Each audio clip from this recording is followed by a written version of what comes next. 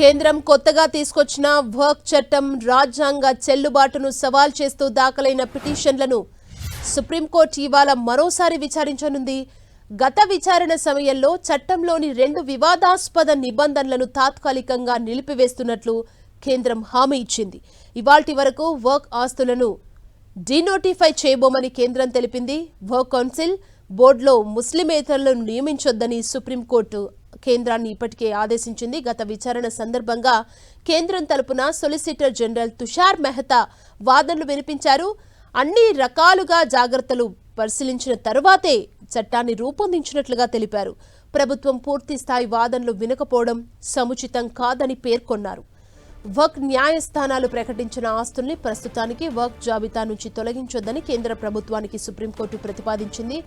Work బోర్డులు కేంద్ర work మండలిలో ఎక్స్ అఫిషియో సభ్యులు మినహా మిగతా సభ్యులంతా ఖచ్చితంగా ముస్లింలే అయ్యుండాలని చెప్పింది. మతంతో సంబంధం లేకుండా ఎక్స్ అఫిషియో సభ్యుల్ని నియమించొచ్చునని, ఈ మేరకు వర్క్ సవరణ చట్టంలోని కొన్ని కీలక నిబంధనలపై స్టే విధించేందుకు ప్రతిపాదించింది. వర్క్ సవరణ చట్టం 2025 రాజ్యాంగ బద్ధతను సవాల్ చేస్తూ 72 పిటిషన్లు సుప్రీంకోర్టులో దాఖలయ్యాయి. ఇప్పటికే పలుసార్లు విచారించిన సర్వోన్నత న్యాయస్థానం కేంద్ర విజ్ఞప్తి మేరకు గడువిచ్చింది. తదుపరి విచారణను సుప్రీంకోర్టు ఇవాల్టికి వాయిదా వేసింది.